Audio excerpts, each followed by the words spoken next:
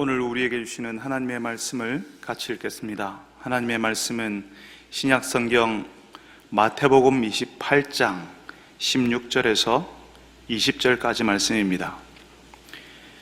제가 가진 성경은 신약성경 52쪽 마태복음 28장 16절에서 20절까지 말씀을 저하고 함께 교독하겠습니다.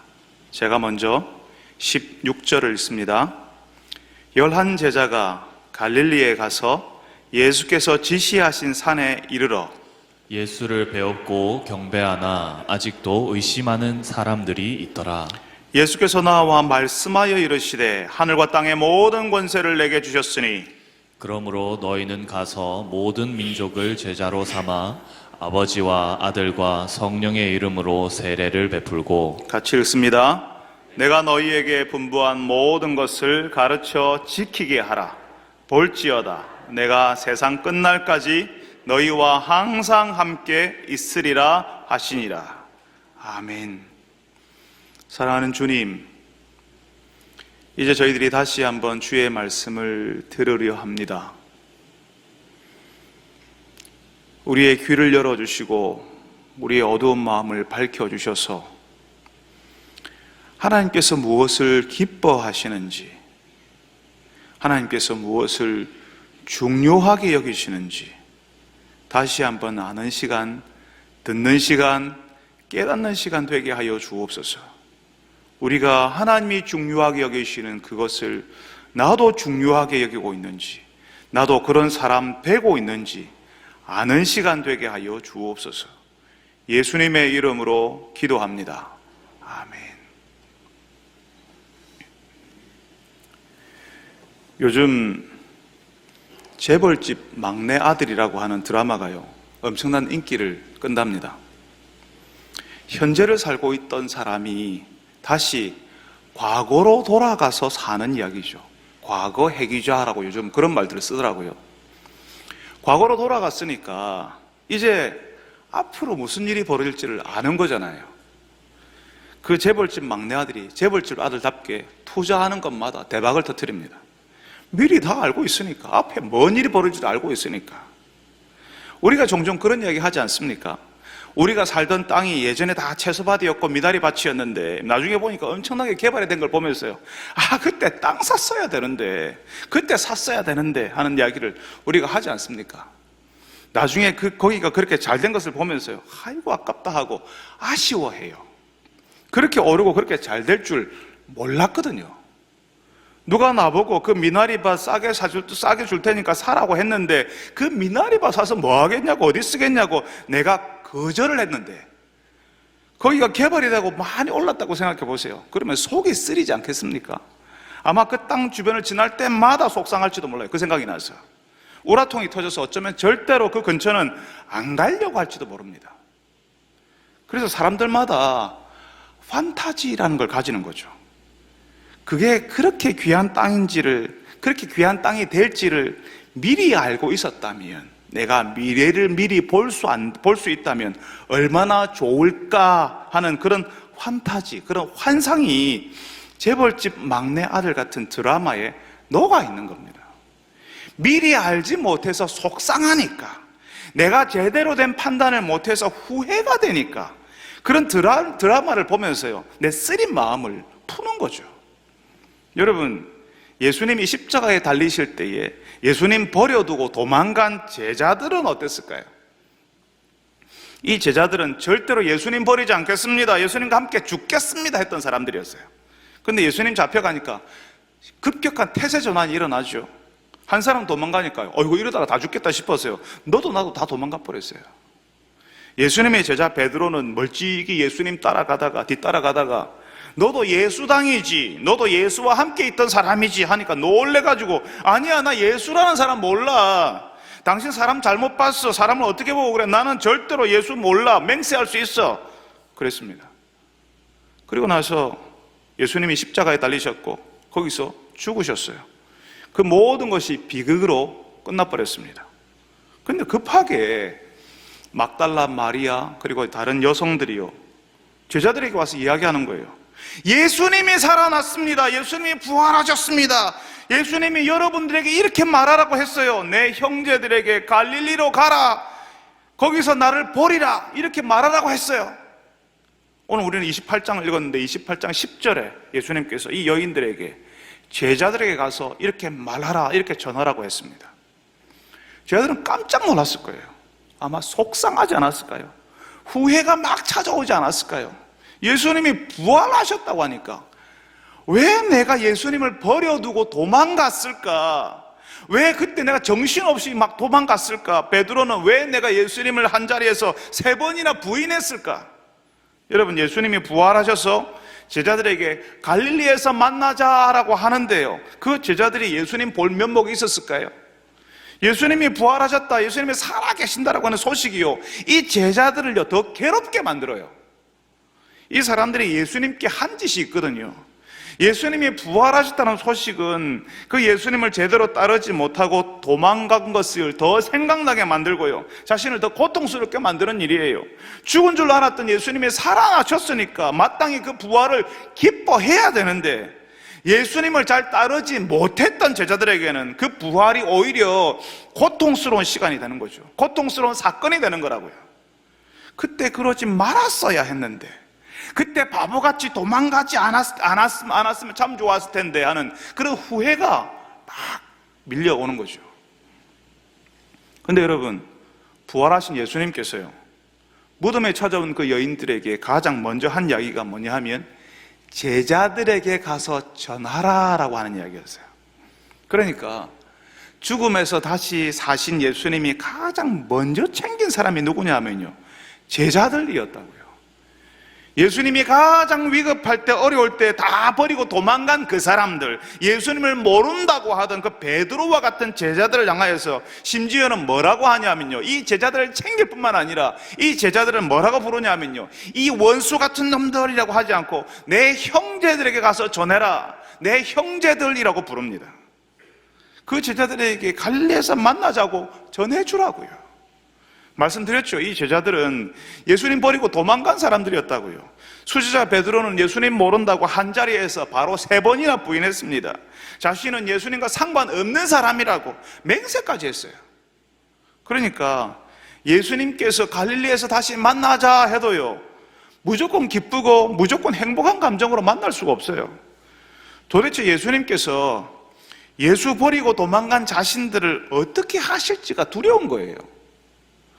부활하신 분이잖아요.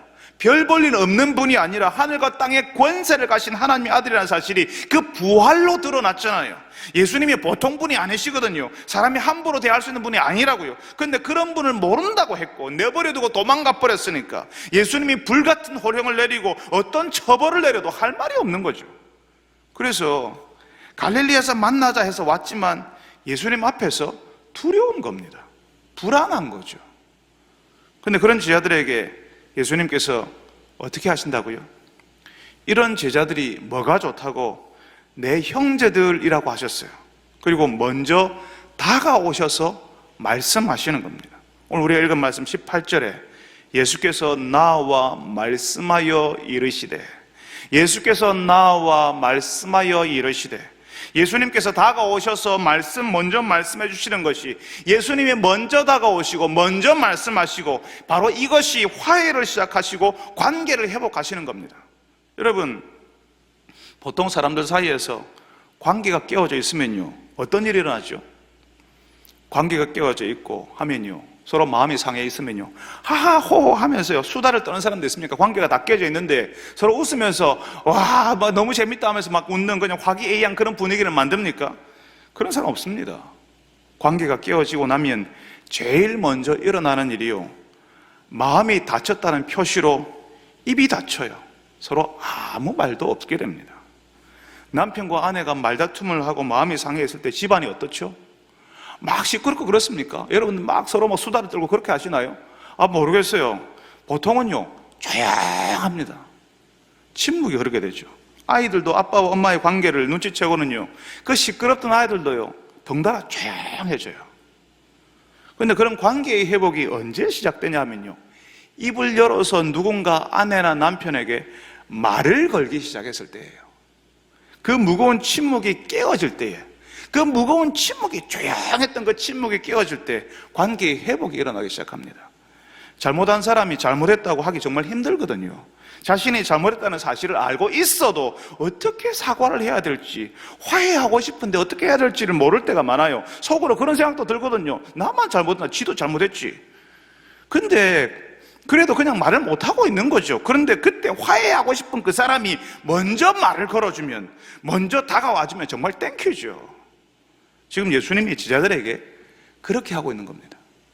불안한 제자들, 예수님을 버리고 도망간 그 제자들, 자신이 뭘 잘못했는지 너무 알아서, 그래서 자신이 너무 속상한, 그래서 예수님 앞에서 말을 못 꺼내는 거예요.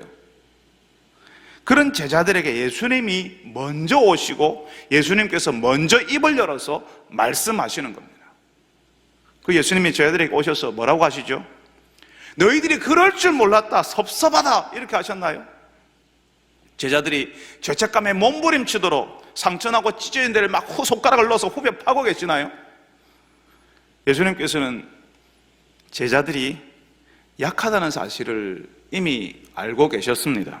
예수님이 그 전에 그러셨거든요. 너희들이 오늘 밤 다 나를 버리리라. 제자들은 예수님을 버리던 그날 밤에 자신들이 얼마나 연약한지, 얼마나 비겁한 사람들인지를 알게 된 거죠. 자기들이 생각한 것보다 훨씬 약하고 훨씬 비겁하고 훨씬 쉽게 넘어지는 사람들이라는 사실을 그날 밤에 알게 된 겁니다. 바로 그 사실을 알고 부끄러워하는 제자들에게 예수님이 뭐라고 하시죠? 아직 멀었다, 아이고 더 배워라, 이제까지 뭐 했냐, 3년 동안 나하고 같이 다니면서. 이게 아니라 사명을 주세요. 할 일을 주시는 겁니다. 실패한 사람에게, 제대로 못했던 사람에게 사명을 주신다고요. 그 사명을 주신다는 말은 실패한 제자들, 예수님을 버렸던 제자들에게 기대하신다는 말이에요. 아직도 기대하신다는 말이죠. 아무런 기대도 없이 차가운 눈으로 제자들을 바라보시는 것이 아니라 예수님께서는 실패한 제자들에게 다시 기대해 주시고 다시 시작해 보라고 말씀하시는 겁니다. 이미 예수님께서는 제자들의 실패, 제자들의 배신, 제자들의 부족함에 대해서 예수님은 관심이 없습니다. 그건 이미 예수님이 제자들에게 먼저 찾아오실 때 내 형제들에게 갈릴리에서 만나자고 전해라 라고 할 때에 이미 벌써 다 던져버리셨어요. 예수님의 관심은 그 제자들이 다시 일어나는 거예요. 그 제자들이 다시 시작하는 거예요. 그 제자들이 다시 해보는 거죠. 여러분, 부활하신 예수님께서 하셨던 첫 번째 일은 제자들을 회복시키시는 일이었습니다. 그 일을 가장 먼저 했다는 것은 예수님께 제자들이 가장 중요한 사람들이었고 그 일이 가장 중요한 일이기 때문에 그런 겁니다. 어쩌면 오늘도 우리는 예배드리러 나올 때에 한 주간 실패의 삶을 살아서 예수님이 기뻐할 만한 생활을 하지 못해서 마음이 무겁고 예수님이 책망하실 것 같은 두려움 때문에 마음이 힘든 분도 계실 것 같습니다. 그런데 여러분, 제자들을 품어주시는 예수님은 오늘도 저와 여러분들을 품기를 원하신다 믿습니다. 약한 나, 환경과 상황에 떠밀려서 나 예수 믿는 사람이요라고 말도 제대로 못하는 우리를 지금도 내 형제들이라고 불러주시고 기대해 주신다고 믿습니다. 다시 한번 해보라고, 다시 한번 일어나 보라고요. 사랑하는 여러분들이 이 한 주간도 다시 일어나는 여러분, 다시 예수님의 사람으로 살아갈 용기를 갖는 분들이 되시기를 바랍니다. 이제 예수님께서 도망간 제자들, 예수님을 따르는데 실패한 제자들에게 오셔서 말씀하세요. 그런데 그 말씀이요, 상상을 초월한 말씀이에요. 예수님이 뭐라고 하시죠? 하늘과 땅의 모든 권세를 내게 주셨으니 그러므로 너희는 가서 모든 민족을 제자를 삼으라 말씀하십니다. 부활하신 예수님께서 하늘과 땅의 권세를 받으셨다고 합니다. 어느 일부 지역의 왕이 아니라 그야말로 하늘과 땅의 모든 권세를 가지신 세상의 주인, 세상의 왕, 보이는 것과 보이지 않는 것들의 왕, 진짜 하나님의 아들의 모습으로 제자들에게 나타나신 거죠. 그런 예수님께서 제자들에게 사명을 주시는데요, 제자들이 실패한 사람이라고 했잖아요. 제자들이 대단한 사람이 아니었어요. 그전에도 이 예수님을 제대로 따르지 못한 사람들이었어요. 그런데 그런 사람들에게 사명을 주신다고요. 제자들의 능력이 있어서가 아니라, 그 사람들이 믿음직해 보여서가 아니라, 예수님이 하늘과 땅의 권세를 가졌기 때문에 우리더러 가라라고 하시는 겁니다. 하늘과 땅의 권세를 내게 해주셨으니, 그 다음 말이 중요하죠. 그러므로 너희는 가서, 나에게 권세가 있으니까 너희도 그냥 가면 돼라고 하는 이야기라는 겁니다. 예수님이 그런 분이니까, 하늘과 땅의 권세를 가지신 분이시니까 우리는 예수님의 말씀대로 가면 예수님의 권세, 예수님의 권위가 나타난다는 말이죠. 여러분, 예전에 왕이 말을 타고 가면요, 사람들이 고개를 숙였는데, 그 말에게 사람들이 고개를 숙였던 건가요? 그 말을 탄 왕에게 고개를 숙이는 거잖아요. 우리가 대단한 것이 아니라 예수님이 권세 있는 분이셔서 예수님이 부탁하신 그 일을 우리는 부족해도 감당할 수 있는 거죠. 부활하신 예수님께서 제자들에게 가장 먼저 하시는 말씀은요, 너희는 가서 제자를 삼으라 라고 하는 말씀이었습니다. 그런데 그 제자 삼는 일의 첫 단계가요, 가는 거예요. 누구에게? 모든 민족이라고 되어 있어요. 사람들에게 가라는 거죠. 가까이 있는 우리 가족들에게, 이웃들에게, 친구들에게, 하나님께서 내게 허락하신 그 사람들에게 가는 겁니다. 어떻게 가야 되죠? 평소에 좋은 사람으로, 좋은 친구로, 좋은 가족으로 우리가 가야 되는 겁니다. 계속 가는 동안에, 계속 섬기고 접촉하는 동안에 하나님께서 지혜를 주시고 어떻게 섬겨야 하는지, 어떻게 대화해야 하는지 하나님께서 알려주실 겁니다. 가지 않으면 만날 수 없고, 만나지 않으면 제자 삼을 수 있는 길은 없습니다. 근데 어떤 분들이 그런 생각을 하시는 거죠. 목사님, 저는 그냥 제 믿음만 지키고 하나님께 갈게요. 제 믿음 지키는 것도 어렵습니다. 그러니까 그냥 제 믿음이나 지키다가 그렇게 가겠습니다. 이렇게 생각하는 분들이 계세요. 여러분, 자기 믿음만이라도 제대로 지키는 거 참 중요하고 귀한 일입니다. 근데 여러분, 다른 사람들에게 가서 예수 신앙에 대해서 한번 말해보세요. 누군가에 가서 내가 믿는 신앙에 대해서, 내가 믿는 예수님에 대해서, 내가 따르는 그분에 대해서 한번 말할 기회를 가져보세요. 내가 왜 예수 믿는지, 예수 믿으면 뭐가 좋은지 말하는 걸 한번 해보세요. 그런 기회를 한번 가져보세요. 진지하게 다른 사람들에게 가는 그 순간, 그리고 그 내가 믿는 그 이유를 내 입으로 다른 사람들에게 말하는 그 순간부터요, 내 믿음이 얼마나 단단해지는지, 얼마나 확실해지는지를 알기 시작할 겁니다. 나 혼자 겨우 믿음 지키는 것은요, 내가 가지 않아서예요. 내가 사람들에게 가면 갈수록 희한한 일이 벌어질 텐데요, 그것은 내 믿음이 단단해지기 시작하는 거죠. 내가 확실해지기 시작하는 겁니다. 겨우 내 믿음만 지키는 정도가 아니라 그걸 넘어서는 일이 벌어지기 시작할 거예요.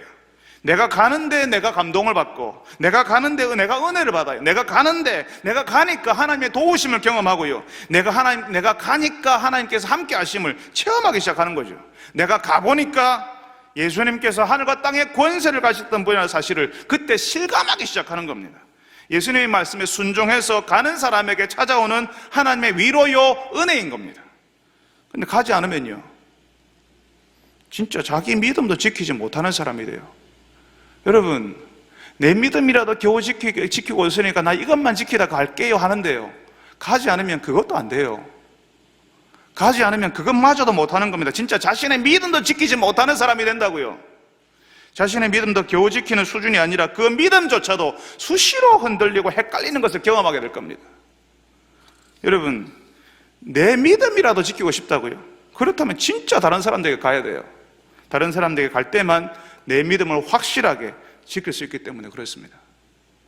여러분, 예수님께서요, 가서 제자를 삼으라 하고 하십니다. 예수님을 믿는 사람, 예수 믿는 사람들의 모임인 이 교회의 사명이요, 바로 그 제자 삼는 거예요. 우리가 예수님의 제자가 되고 예수님의 제자 공동체를 만드는 겁니다. 예수님의 처음 제자들은 12명이었는데요, 그중 한 명은 예수님을 팔아넘겨 버렸어요. 그래서 오늘 갈릴리에 예수님을 만나러 온 사람은 11명이었죠. 예수님을 3년 동안 따라다니면서 예수님으로부터 직접 제자 훈련을 받았어도 다 예수님의 신실한 제자가 되지는 못했습니다. 그렇게 훈련 받았는데도 예수님께서 십자가에 잡히실 때는요, 다 예수님 버리고 도망가던 사람들이었어요.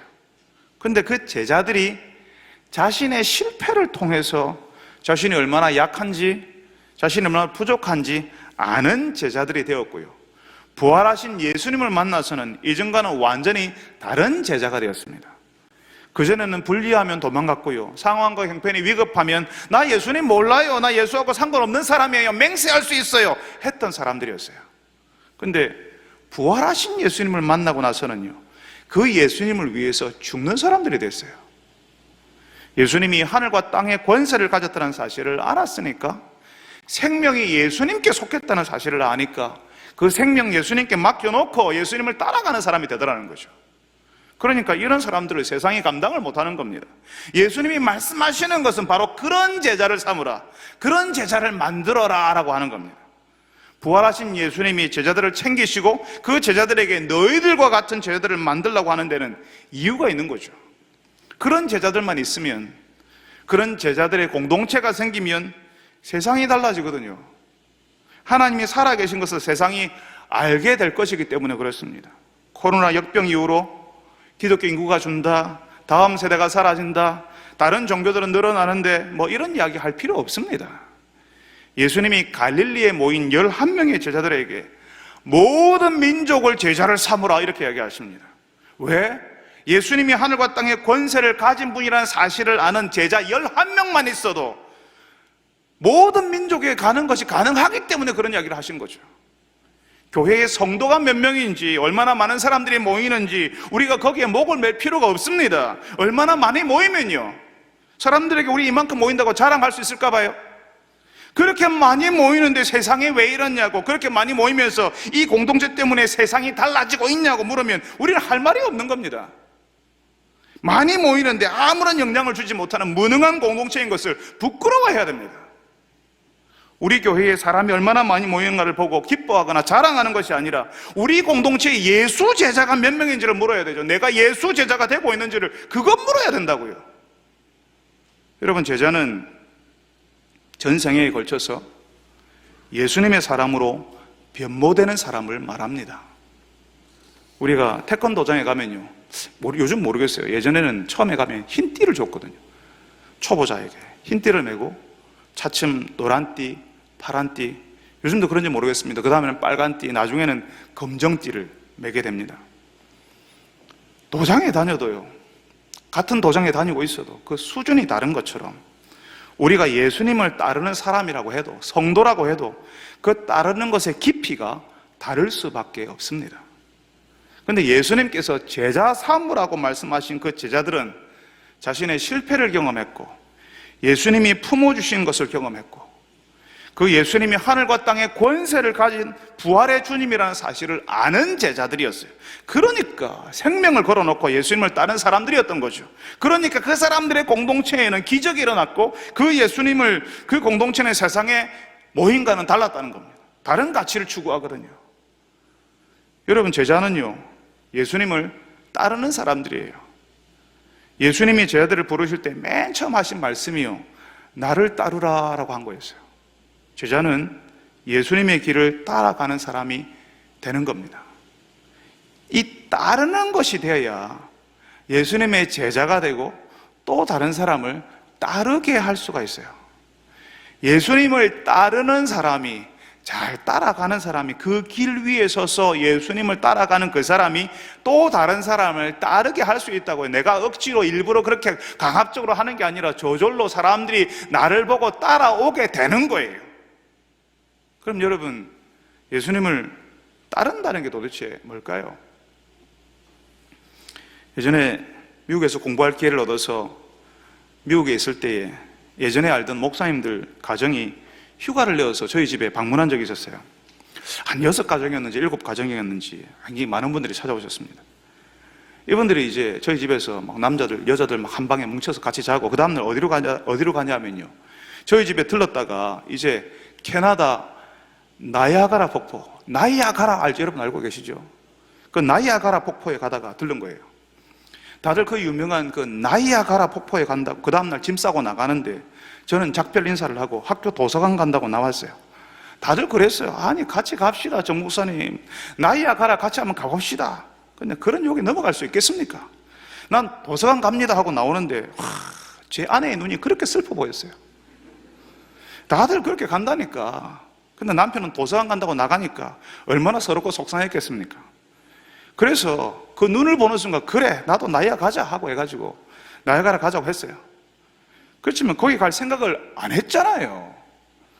한 번도 안 가본 길이에요. 준비할 시간도 없었어요. 그는 아침에 출발하는 거죠. 아무것도 준비하지 못했습니다. 지도도 없고 길도 모르고 가진 돈도 없었어요. 같이 가자고 하니까 그냥 무작정 따라 나선 거예요. 열 몇 시간을 차로 저기 있던 지역에서 캐나다 국경을 넘어서 가야 되는데 앞에 차만 보고 따라가야 되는 겁니다. 만약에 앞차를 놓치면 저는 어딘지도 모르는 곳에서 미아가 되는 거죠. 내비게이션 이런 거 없는 때였습니다. 가장 어려운 길이요, 도시를 통과할 때였어요. 수많은 차들이, 교통량이 많은 도시를 통과하는데 조금만 방심하면 앞차를 놓치는 거죠. 옆길로 빠져야 되는데요, 진짜 그 옆에 딱 붙어가지고 같이 딱 따라 들어가야 돼요. 차가 많아서 못 들어갈 수 있잖아요. 그러니까 앞차를 안 놓치고요, 얼마나 긴장을 했는지 모릅니다. 그때 타고 다니던 차가 7인승 중고 승합차였거든요. 승용차를 따라잡는 게 쉽지 않았어요. 어떤 차가요, 제가 막 가는데 제 앞에 끼어들기를 하잖아요. 느리니까 끼어들기를 하면요, 조금 앞차가 안 보이잖아요. 그게 벌어지잖아요. 그러면요, 이제는 길을 잃게 되고 큰일 나거든요. 그러니까 속력도 안 나는 차를 가속을 붙여가지고요, 금방 다시 제가 끼어들기를 해가지고 앞차가 보이는 자리에 쏙 들어가 버리는 거죠. 그렇게 안 하면요, 길을 잃어버리거든요. 헤매야 돼요. 오도 가도 못하게 돼요. 여러분, 예수님을 따르는 것이 오직 예수님만을 바라보고 그 예수님과 나 사이에 혹시 다른 것이 끼어 들어올까 봐 경계하면서, 혹시라도 뭐가 들어왔으면 금방 그걸 추월해서 예수님과 나 사이에 아무것도 없게 하는 것이, 그래서 예수님만을 쫓아가는 그것이 예수님을 따르는 것입니다. 제 아들은 예수님을 따르기로 한 사람들이었고 예수님이 알려주시는 대로 살기로 했던 사람들이었어요. 그러니까 예수님을 따라야 그 생활이 가능하고 예수님을 따라야 헤매지 않고 그 길을 갈 수 있는 겁니다. 다른 데 쳐다보면 다른 것들이 예수님과 나 사이에 잔뜩 끼어드는데 가만히 있으면 결국에는 예수님을 잃어버려요. 나도 길을 잃게 되죠. 내가 어디에 있는지, 나는 어디에 있는지, 나는 무엇인지, 나는 어디로 가야 되는지 모르는 사람이 된다고요. 저는 처음 가는 그 나이아가라 폭포 무사히 도착했습니다. 처음 가는 길이니 내가 가는 길에 대해서 아무것도 모르니 앞에 차를 놓치지 않기 위해서요, 열심히 따라갔습니다. 다른 것이 그 차와 내 앞에 끼어들지 않게 하려고요, 애를 썼거든요. 여러분, 예수님께서 제 아들에게 사명을 주시잖아요. 가서 제자를 삼으라고. 그 제자 삼는 일은 내가 예수님의 제자일 때 가능한 일이에요. 내가 예수님을 따르고 있을 때에 일어나는 일이라고요. 예수님께서 말씀하시는 그 제자 삼는 일은 내가 제자일 때에 예수님을 잘 따르는 사람일 때 가능하다는 사실을 여러분들이 알고 그 예수님을 따르는 여러분들이 되시기를 바랍니다. 한 번도 가보지 않았던 우리 인생길이지만 예수님 바라볼 때 헤매지 않고 예수님께서 원하시는 그 길을 갈 수 있음을 알고 오직 예수님 바라보는 여러분, 그 예수님을 잘 따라가는 예수 제자들이 되시기를 바랍니다. 여러분, 우리는요, 늘 하나님이 우리를 위해서 뭔가를 해줘야 한다고 생각을 해요. 늘 거기에 관심이 있어요. 우리가 드리는 기도의 내용이 거의 다 그런 거예요. 하나님 이거 주세요, 저거 주세요, 많이 주세요. 다른 사람들보다 더 가지고 계세요. 저 사람은 주는데 왜 나는 안 줍니까? 근데 우리의 관심은 하나님이 우리에게 뭔가를 해주시는 것에 있지만 하나님은요, 우리가 예수님 제자 되는 데 관심이 있어요. 예수님의 제자가 되어서 또 다른 제자가 일어나도록 하는 사람, 그런 공동체를 이루는 사람 되기를 원하신다고요. 그 옛날 예수님의 처음 제자들뿐 아니라 예수님을 따르는 우리도 가서 제자 삼으라고 하는 그 사명, 그 기대를 우리가 받고 있습니다. 근데 예수님이 하늘과 땅의 권세를 가진 분이라는 사실을 모르는, 그걸 믿지 못하는 흰띠 제자들은요, 그런 사명하고 상관없이 살아요. 자기가 만나는 사람도, 자기가 교회 데리고 오는 사람도, 자기가 사랑방에서 만나는 사람도, 전도에서 만나는 사람도 그런 흰띠 제자를 만들어내요. 예전에 그런 일이 있었거든요. 한번 제가 말씀드린 적이 있었는데요. 예전에 제가 섬기던 교회에 평일에 어떤 분이 한 번 찾아오셨어요. 인생의 의문과 고통을 가지고 있다고. 아주 자신의 삶이 안정적으로 살고 있는 중년의 여성이었는데 자신의 인생이 너무 고통스럽고 혼란스러워서 너무 사는 것이 힘들다고 하는 거죠. 얼마나 답답했으면 평일날 저녁에 교회를 찾아왔겠습니까? 누가 있는지 없는지도 모르는데 그냥 무작정 찾아왔어요. 그날 밤에 그분은 저하고 이야기를 하면서 제가 사형리를 읽어드리면서 예수님을 영접하시겠냐라고 제가 여쭈었고, 그분은 눈물을 흘리면서 예수님을 영접했습니다. 집이 부산이라서 부산에 있는 교회를 소개해드리고 그곳으로 가라고 얘기했습니다. 그리고 얼마 후에 신방을 갔어요. 교회 잘 나가고 있냐고 밝게 이렇게 웃으면서 이야기했습니다. 근데 그분이요, 그 교회에서 한 사람을 만났는데 그 사람이 그러더라는 거죠. 너무 열심히 해도 된다고. 그러니까요, 그분이 날씨만 좋으면 교회를 안 나가고 조금만 일 있으면 교회를 빠지는 거죠. 속상해서 미치는 줄 알았습니다. 예수님을 영접한 그분이 그 교회에서 예수님을 깊이 아는 제자를 만났더라면 그 제자가 하는 것 보고 그대로 따라했을 거예요. 그런데 거기서 만난 사람이 흰띠 제자라, 신앙생활 대충 하는 사람이에요.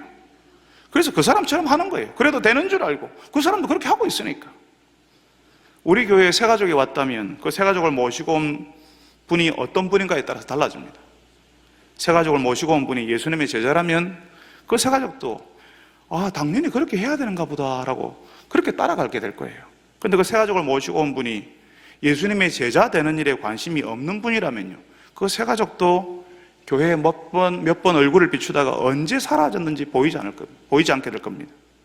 그러니까 여러분, 우리가 예수님의 이 위대한 사명, 예수님이 가장 귀중하고 가치 있게 여기는 이 일에 참여하려면요, 내가 먼저 제자가 돼야 되는 거예요. 내가 예수의 사람이 돼야 되는 겁니다. 그래야 예수님을 따르는 내 뒤에 다른 사람들이 서 있는 것을 내가 보게 될 겁니다. 나를 보고 예수 제자 되겠다고 하는 사람들이 내 평생에 나오기 시작하는 겁니다. 여러분, 예수님의 관심은 우리가 예수님을 따르는 제자가 되는 것이고, 그런 제자들이 우리 공동체 안에서 성장하도록 하는 겁니다. 우리 안에서 제자가 길러지고 내가 예수 제자 되는 것이 예수님의 기쁨이에요. 우리가 사랑방에서 그렇게 하고 있잖아요. 다른 사람들이 제자가 될 수 있도록 내가 돕고 있고, 나도 함께 제자가 되어가고 있고, 내가 그런 일에, 제자가 되는 일에 어떻게든 도우려고 하고, 말씀을 나누고 말씀을 배우고, 서로 가르치고 서로 격려하고 서로 축복하고, 우리가 그렇게 하고 있잖아요. 오늘 우리가 읽은 마지막 말씀, 볼지어다 내가 세상 끝날까지 너희와 항상 함께 있으리라고 하신 그 약속은 바로 제자들에게, 그렇게 하는 제자들에게 주신 약속이에요. 그런 사람들에게 내가 영원토록 함께 있겠다라고 말씀하셨습니다. 예수님의 제자가 되려고 하고 그 제자를 만들려고 하는 그 사람들에게 예수님께서 함께 계시는 증거가 나타나게 될 거라고요. 그러니까 여러분, 예수님께서 가장 귀하게 여기시는 이 사역 속으로 들어오세요. 예수님의 제자가 되기 위해서 훈련받으러 들어오십시오. 중학교 때, 대학교 때 훈련 받은 거 작년에 되어서는 새로 받아야 돼요. 우리가 대학을 다니면서 제자 훈련 받았는데요, 내가 대학을 다니면서 무슨 훈련도 받았고 선교단체에서 받았고, 여러분, 결혼하고 나서 아이 낳고 나서는요, 그거 다 무효돼요. 그거 안 중요해요. 다시 받아야 돼요. 그때는 대학생활을 잘 보내기 위해서 훈련 받은 것이고, 이제는 장년 생활을 보내기 위해서 다시 훈련 받아야 되죠. 여러분, 사랑방에 참여하고 말씀을 나눠보세요. 제자 훈련에 들어와서 훈련 받아보세요. 그 전에 보이지 않았던 것들이 보이고, 그 전에 중요하지 않았던 것들이 얼마나 중요한지를 경험하게 될 겁니다. 기도 제목이 바뀝니다. 이것 주세요, 저것 주세요가 아니라 하나님께서 뭘 원하는지 알고 기도하는 사람이 되는 거죠. 예수님을 따르는 깊이가 달라진다고요. 예수님은 우리가 제자가 되기를 원하고 제자 삼기를 원하셨습니다. 그러니 여러분의 기도 제목도 예수님의 제자 되게 해달라고 기도하십시오. 예수님이 나중에 우리 인생을 판단하실 때에 예수님이 가장 중요하게 여기는 것을 제자를 세우고 그 제자 삼는 거라고 이야기하셨으니까, 우리 인생을 판단하실 때 뭘 보시겠어요? 우리가 예수님의 제자로 살았는지 우리 인생을 판단하실 겁니다. 우리가 내 믿음만 겨우 지키는 인생이 아니라 믿음의 길을 걷는 내 뒤로 다른 사람들이 서 있었는지를 보실 거예요. 다른 사람들이 제자로 살도록 도왔는지, 나도 그 사람들과 함께 제자의 길을 걸어갔는지, 그거 보실 거라고요. 우리가 다 우리 인생의 재판장이신 예수님 앞에 섰을 때에 내 뒤에 섰던 사람들이요, 내가 저 집사님 때문에 예수 믿었고 저 집사님 때문에 예수님의 제자로 사는 게 얼마나 중요한지를 내가 알았습니다, 이렇게 할 수 있다면, 그런 증언을 내가 들을 수 있다면 얼마나 감격스럽겠습니까? 사랑하는 여러분들이 예수님이 가장 귀하게 여기는 그 위대한 사명, 모든 민족을 제자로 삼는 일에 참여하는 분들이 되시기를 바랍니다. 예수 제자로 사셔서 예수님이 함께 하시는 그 은혜, 그 능력을 누리는 분들이 되시기를 바랍니다. 우리 같이 한번 기도하겠습니다. 거룩하신 아버지 하나님, 오늘 저희들에게 말씀하여 주셔서 감사합니다. 주께서 우리에게 기대하시고 계시는 것. 우리는 실패했고 여전히 예수님을 잘 따르지 못하는데, 그런데 그런 저희들을, 그런 제자들을 품어주시고 사명을 주시는, 할 일을 주시는, 기대해 주시는 참으로 희한하신 하나님의 아들을 우리가 만납니다. 그 예수님 때문에 다시 시작해보게 하시고, 내가 대단해서가 아니라 하늘과 땅의 권세를 가지신 그 예수님 때문에 가보게 하시고, 예수님의 사람으로 살게 하시고, 예수님의 사람 되게 하는 일에 참여할 수 있게 하여 주옵소서. 예수님의 이름으로 기도합니다.